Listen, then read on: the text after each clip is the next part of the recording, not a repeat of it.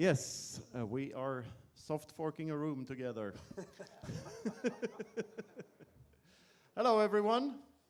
I'm Knut fucking Svanholm, probably the most humble Bitcoiner in the universe. It's nice to see you all here. And I've been doing talks like this for at least the last 5 years, going across the globe, talking about this and that. And Bitcoin teaches you a lot about yourself. And one thing it taught me is that I can't really do slides, or I get distracted by slides.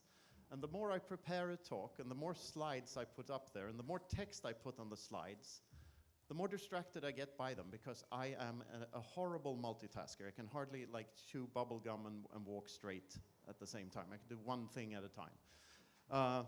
So I have no slides, and if there's one thing that Bitcoin gives you, it's the freedom to do whatever the fuck you want. And what I love doing is talking to strangers about Bitcoin and philosophy and stuff like that. And I love the freedom it gives me to do whatever the fuck I want. So I thought I'd just go up here and do whatever the fuck I want. How does that sound? what do you want to do? So I think we did the exercise routine last year. You want to do that one again? How many saw? I think I had a talk about potatoes last year. Did anyone see that? Yeah, all right, about 3 people. So most of you haven't seen the exercise routine. It goes something like this. You all stand up. I absolutely, this is one of the things I love doing, by the way, and that because it gives me the freedom to do, is make all of you do stupid shit, and I absolutely love it. So we're going to start like this. And you can hear me without the microphone, right? Yeah. So you go like this. So come by and you slowly but surely find the guy next to you and you give each other a big hug.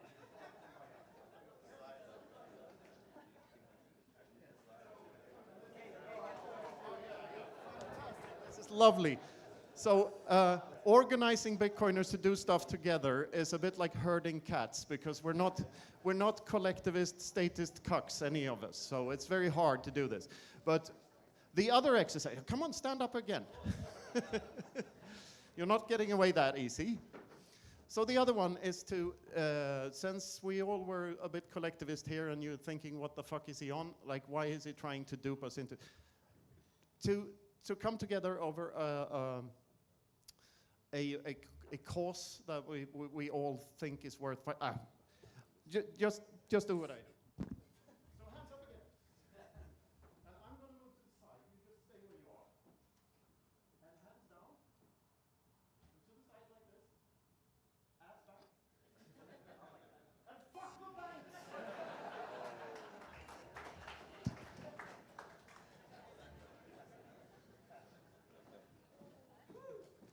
Questions?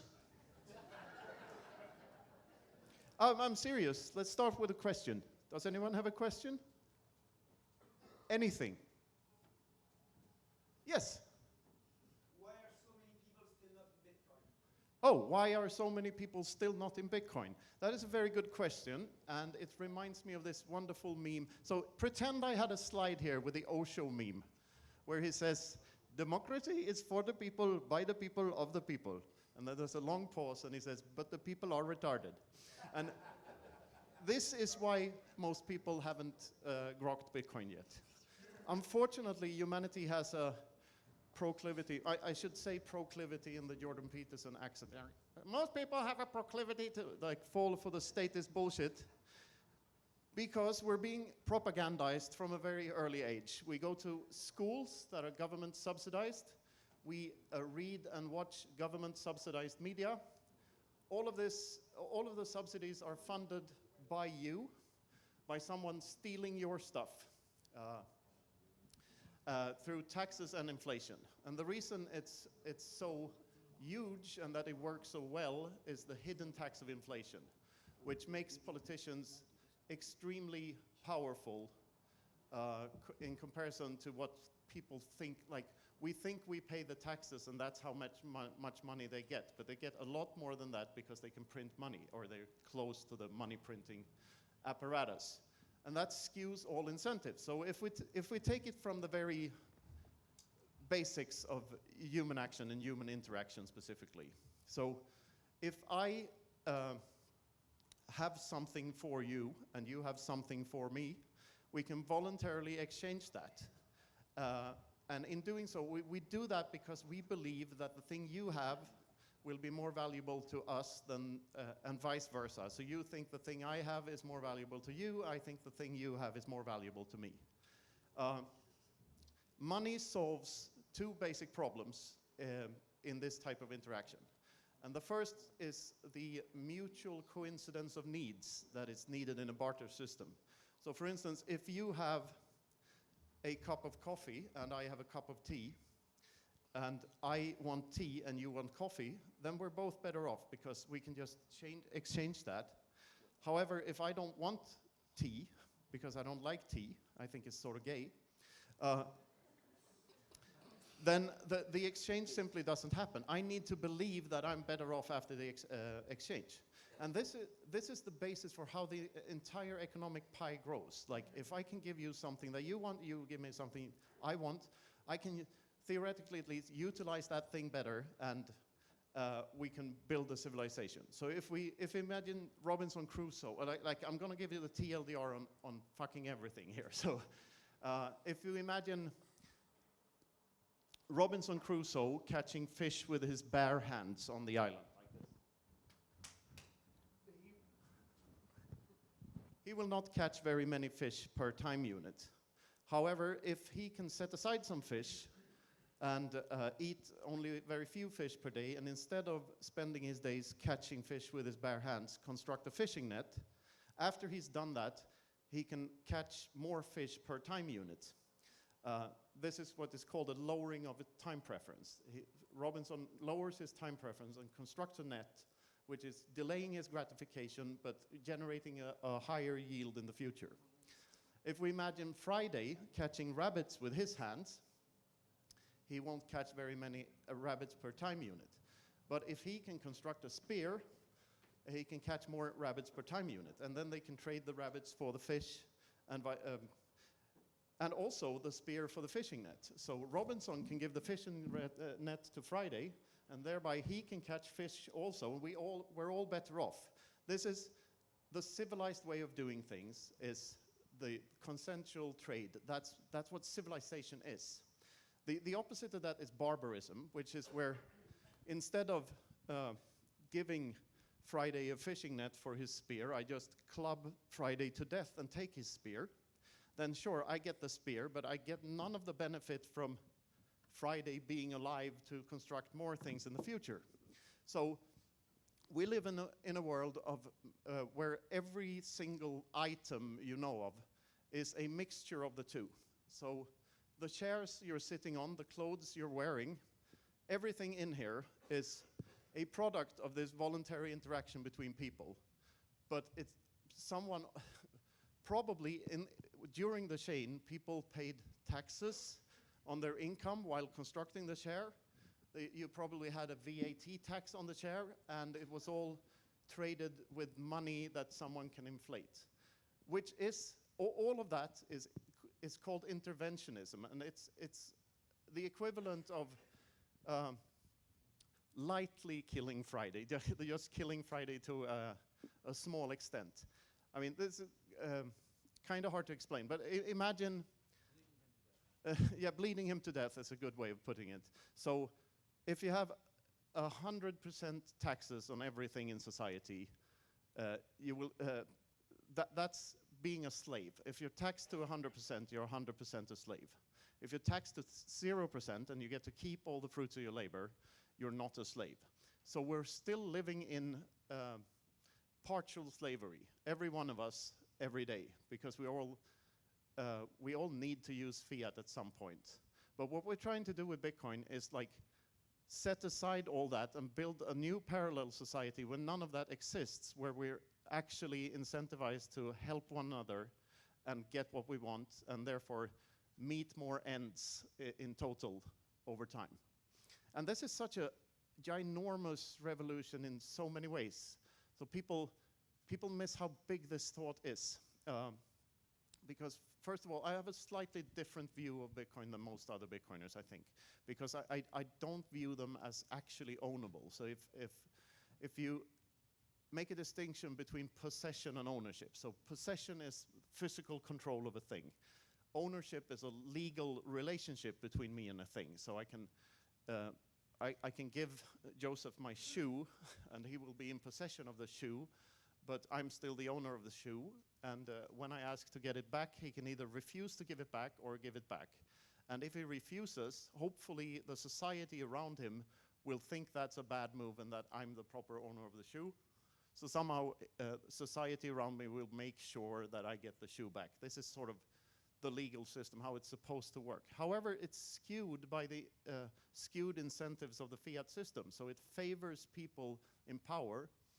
It makes sure that you can acquire resources not only by providing something of value, like a good or service to your fellow citizen, but also by winning a popularity contest that allows you to steal from everyone else and redistribute that money however you want. That's called taxes and democracy. And it's the fundamental flaw of democracy. When we're always told that this is the worst system of governance except all others that have been tried. But there are, right now, where most of us are living in an anarcho-capitalistic relationship. Right now we're in one. You're sitting here listening to me, and I'm here giving a talk to you. I do this voluntarily because I believe I will get into a place of less uneasiness after I've done this. I'm using my some means that I've chosen, such as my vocal cords and my lungs and this microphone, to convey a message to you, because I think that that will lead to me being less uneasy afterwards. This is how Mises put it. Humans are always striving for a state of less uneasiness. And where was I going with this? I saw another hand go up there, so let me just finish the point. This is the can't do two things at a time problem, because now I've forgotten the point. But you get the gist of it. Bitcoin is fucking awesome. Fiat sucks. And the main reason is, like, ask yourself this. If a human being practices doing something, like constructing fishing nets or spears or whatever it is, or fishing rods for that matter, do they get, generally speaking, do they get better or worse at the thing they're practicing doing? But they get better, of course. So why aren't all prices going down forever? And the reason is simple. It's because we've allowed money printing to be a thing at all, which it shouldn't be. In a functioning economy, deflation is not a bad thing. This is the greatest lie ever told. It's the best thing ever. It's everything getting cheaper for everyone everywhere, which is good for absolutely everyone on earth, especially poor people. So that's what Bitcoin gives you, this lens to view the world through where that is true, so you can actually see that prices are going down forever. Of course, it's volatile, and it takes years for it to shift between bear markets and bull markets. But if you're able to lower your time preference to zoom out over the decades, you can see that it's clearly pricing things correctly. So your house valued in Bitcoin will drop in price over time, which is the way things are supposed to be. I hope that's a good answer. Let's do the next question.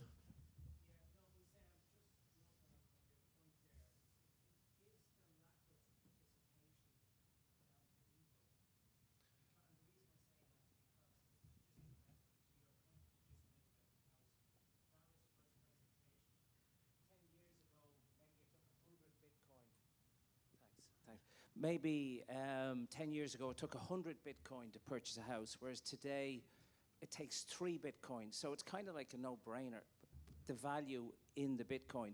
But people around you, based on your ego, can't see your Bitcoin, but they can see your house. Yeah. And it's almost like, I'd rather, I suppose that's the question. Is it about ego? Okay, so is it about ego? And this is a good question, because the way I see it, it's about time preference, which is very much connected to ego. So fiat incentivizes us all to make short-term decisions, we know that our money will lose value over time, so we're incentivized to buy stuff now and pay for it later. And that's why we're incentivized to take out huge loans to buy frivolous shit that we don't really need, because that shit will carry value over time better than our money will. And it leads to all sorts of problems. But I think the ego aspect of that is that if you have a high time preference, high time preference to me is equal to fear. If you imagine you were robbed of all of your possessions, including your clothes, and you found yourself, you woke up in the middle of the jungle somewhere, and you had nothing to eat, nowhere to sleep, you knew no one. That's a state of maximum time, at the highest time preference possible. You need, survival becomes the primary goal for you. You have to find food, and then you have to find shelter. You probably have to find privacy tools, such as underwear, to hide your private keys. And you can't afford a low time preference. If you're wealthy, and if you know that your wealth is going up over time, such as if you're a Bitcoiner, you can see your purchasing power go up, you can allow yourself to have a lower time preference. So what is a state of high time preference? I think it's completely equivalent to a state of fear. The higher your time preference, the more fearful you are. Fiat land is very anxiety-based. Everyone's always worried about their future. They're worried about their finances. They're worried about this and that. And it's reflected everywhere. If you go to a metropolitan area anywhere in Europe, people are stressed all the time. People are rushing on the streets, and they're late for appointments and stuff. And this is because of this state of fear that high time preference implies. Now, what is the opposite of fear? And I think the opposite of fear is love. Like, if we have a lower time preference, we can afford to think of our fellow human beings more. We can afford to be altruistic. We can afford to drop our egos more and be less egotistical. If we have a high time preference, we're sort of forced to become egotistical and care for ourselves first. If we have a low time preference, we realize that if the plane is crashing, it's better to put on our own oxygen mask first and then the one on the kid, because that's how we survive. So we make sure that we take control of our lives and take responsibility for our own actions, and that is what gives us freedom in the long run. So anything that incentivizes low time preference to me is an ego-dropping tool in that sense, and they are tools for love, basically. Yes? 1 second, I got the mic.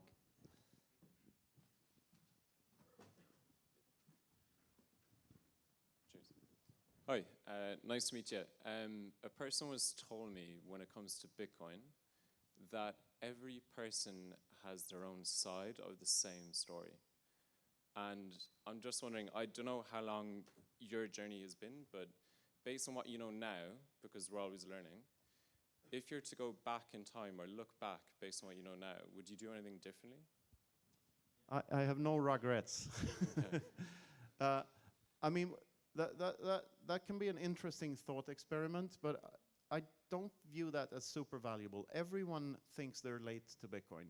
Everyone wishes that they had been earlier and figured things out earlier in the journey, but we're still fucking early. Like, the thing is, when you have deflationary money, there's no such thing as late to the game. We're always early. If Bitcoin continues working, it will go up in purchasing power forever. There's no reason for it not to. So that's the everything divided by 21 million thesis, I guess. It's a directional idea that either Bitcoin fails for some unseen reason and it all goes to zero, and at least that then the yield was the friends we made along the way. And that's a pretty good yield, I'd say. So even if the whole experiment fails, it wasn't a waste of time because you learned so much along the way. However, if it doesn't fail, there is no such thing as late to the game. So you can always acquire Bitcoin by accepting it for your goods and services. That will always be true.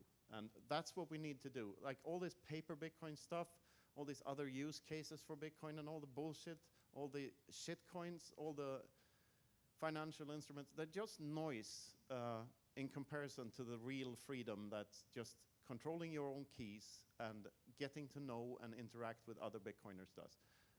That's the real win here, because it allows human beings to remove violence, or more specifically, remove aggression from the equation. Because the way I see it, I say this all the time, but if right now with all the $5 wrench attacks, that might not be entirely accurate for the time we're living in. But if you point a gun at my head and say, give me all your Bitcoin, I can give you a fraction of it, and you have no way of knowing how much I actually had. And that's already true for every single person in the universe. The reason I say that Bitcoin isn't ownable, this is where I lost my train of thought last time. So the non-ownability, so where is the Satoshi? Where does it exist? And sure, there are numbers on the time chain, and in each block that gets updated who owns what, or what's attached to what Bitcoin address, right? Or to which UTXO. But the ability to move them around is entirely in your head, because you're as the custodian of the Bitcoin, all that is keeping a secret from other people. And the reason you can act as if you own them is that A, you find it very improbable that other people also know the same secret you do, which could be the actual private key, the 12 magic words, the location of your hardware wallet. No, doesn't really matter what the secret is. Just it's the secret that prevents other people from using what you consider to be your Bitcoin. And the other thing you believe is that the system is robust enough to not change the 21 million cap and prevent double spending for any foreseeable future. So you have to believe those two things to be able to act as if you owned Bitcoin. And when you do that, it's truly magic internet money, because that opens all of these doors. You're now able to do whatever you want forever, because no one can stop you.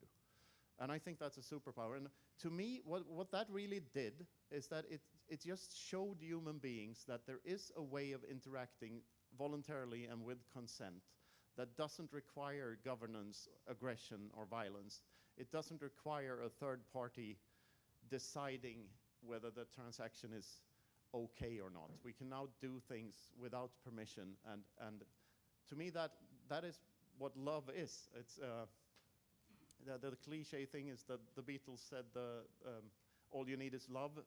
They just hadn't found the correct equation for it yet, and now we have, which is Satoshi's equation, and we can use that to interact with one another and bypass all of these gangsters that claim to rule us, and show them that we don't want to fund their wars, we don't want to fund their skewed incentive programs, we don't want to fund their propaganda, we don't want to fund their brainwashing in public schools, we don't want to fund any of it. Unless we do want to fund it, then we can fund it voluntarily, but we don't want to fund it against our wills. And that's what Bitcoin allows us to do. And this is real Bitcoin. If you have KYC Bitcoin, it's a bit trickier. But if you have non-KYC Bitcoin, they can't even know that you have it. And I mean, think of what this implies. If you're in court and the judge accuses you of owning a certain amount of Bitcoin, then you can utter the 12 words in court, and now the entire court owns the same Bitcoin. Are they all getting taxed? Like, it just flips everything on its head and shows human beings that we don't need aggression to collaborate. It's the other way around. We work better as a species when we only do consensual things. Democracy is a bit like gang rape in this sense. Like most of the people participating thinks it's a good idea. Doesn't necessarily make it a good idea. And more questions? Yes.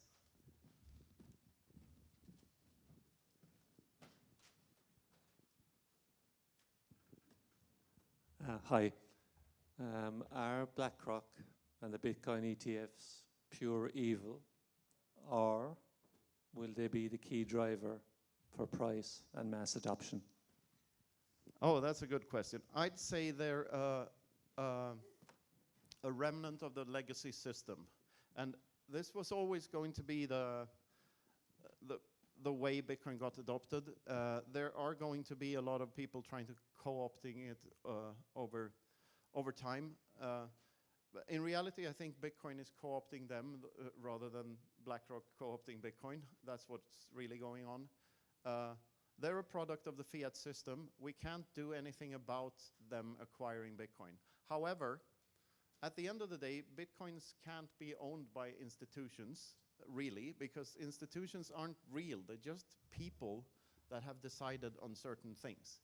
And Bitcoin, yeah, sure, there are multi-sig solutions, so you can co-own them with other people or require other people to move them.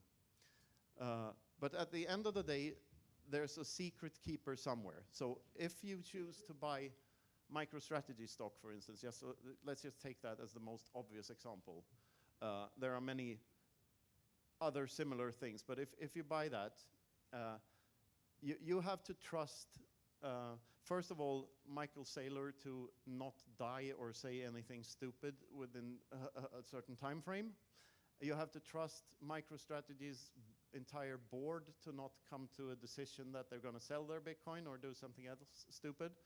And you have to trust their custodian, which I think is Coinbase. You correct me if I'm wrong on this, but I think all of MicroStrategy's Bitcoins are held by Coinbase. Now, what does that mean? That means that the person actually owning all of those Bitcoins, like 4% of the entire supply, is some guy at Coinbase. It's not Michael Saylor, it's some guy at Coinbase who can actually move them, or a group of guys. Maybe they have a multi-sig. I don't know how that works under the hood.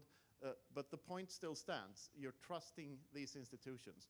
And you're also trusting the government institution that audits Coinbase. And all of those individuals working in every single step of this chain, they're all just as bribable and just as corruptible as anyone else. So you're getting all of the downside, but sort of none of the upside when buying these instruments, because you're missing the real revolution. And you're stuck in the mindset and the system that necessitated the revolution to happen. So the trust in third parties is what we're getting away from. It is the very problem that Bitcoin solves.